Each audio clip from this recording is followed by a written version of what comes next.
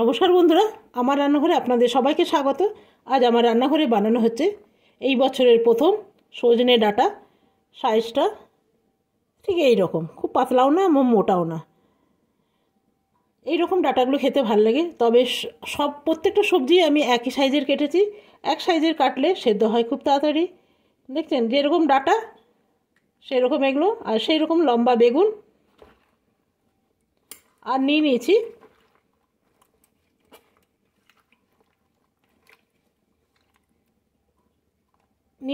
এখানে এরকম লম্বা লম্বা কাটা আলু। তবে সজনেটা আছে 250, বেগুন আছে 250, আলু আছে 3খানা। আর আমার বাড়িতে একটু পেঁপে ছিল নামমাত্র, ওইটা আমি দিয়ে দিয়েছি। এই যে এইরকম সাইজের, বেশি ছিল না, অল্পই ছিল, ভাবলাম নষ্ট হবে কেন, এর মধ্যে দিয়ে দিই। তো এটা আমি কেটে নিয়েছি আজকে। আমার শরীরটা ভালো ছিল না বলে ভাবলাম কেটে টেটে আপনাদের সামনে আসি। আর রান্নাটাও খুব তাড়াতাড়ি হয়, কাটা দেখাতে গেলে এমনিই দেরি হয়। তো আপনারা যেরকম খুশি সেরকম কাটতে পারবেন, কিন্তু কাটাটা যেন সব কটা সবজি এক সাইজের হয়, তাহলে সেদ্ধ হলে সবগুলো একসাথেই সেদ্ধ হবে। তো চলুন, আর কি কি মশলা লাগছে জিরে আদা বাটা, আর দেবো একটু টমেটো। একদম নিরামিষ হবে। এখানে তেল, যতটা আমার তেল ছিল সবই দিয়ে দিলাম। মনে হচ্ছে আর একটু লাগবে, সবজি বেশ অনেকটা আছে। দিয়ে দেবো আমি জিরে আর আদা। এইখানে দিয়ে দেবো একটু 5 ফোড়ন, আর এইখানে দেবো একটু টমেটো। সবটাই দিয়ে দিলাম, দিয়ে একটু ভালো করে এটা নাড়তে হবে। আমি আগে মশলাটা কষিয়ে নেব। এইখানে দিয়ে দেবো নুন, দিয়ে দেবো হলুদ, একটু লঙ্কা।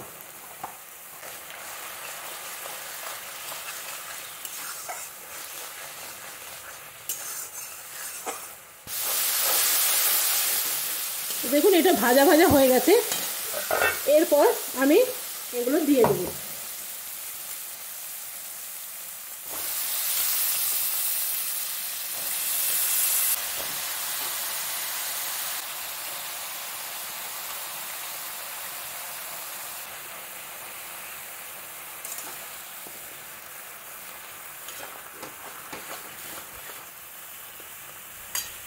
এটা একটু এখন আর নাড়বো না, এটা একটু কমে যাক তারপরে নাড়বো। তো সেই জন্য দিয়ে দেবো একখানা কভার। একবার দেখে নিই।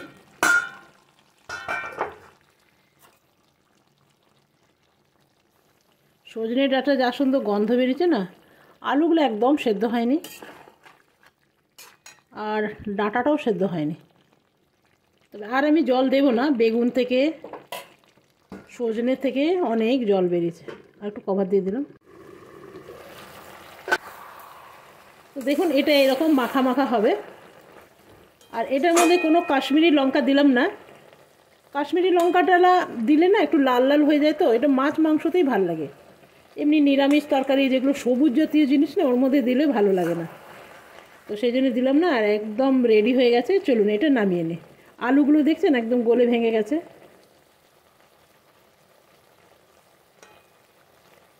একদম সেদ্ধ হয়ে গেছে।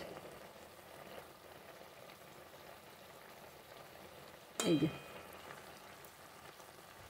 টেস্টও ভীষণ ভালো এসছে। সজনে ডাঁটার একটা আলাদা টেস্ট আছে না, দেখুন সবুজ সবুজ কী সুন্দর লাগছে না। এটা লাল লঙ্কা দিলে একদম লাল লাল হয়ে যাবে, ওটা ভালো লাগে না। চলুন এটা নামিয়ে নিই। আমি এটা কিছুক্ষণ জন্যে একটু রেস্টে রেখে দেবো। গ্যাসটা করে দেবো অফ। করে দিলাম অফ। এইখানে আমি তরকারিটা ঢেলে নেব। আজকে আমার তৈরি হয়ে গেল ডাঁটার তরকারি। এখনও ভাপ উঠছে। এটা গন্ধটা যা সুন্দর এসছে না, আপনাকে কি বলবো। ডাঁটার একটা আলাদা গন্ধ আছে না, সেটা মানে অপূর্ব বলতে পারেন। আর ডাঁটা খুব অল্প দিনের জন্য আসে, খুব অল্প দিনের জন্য ফুল আসে, আর খুব অল্প দিনের জন্য ডাঁটা। এই দেখলেন ছোট, এই দেখলেন মিডিয়াম, এই দেখলেন একদম বীজ হয়ে গেছে।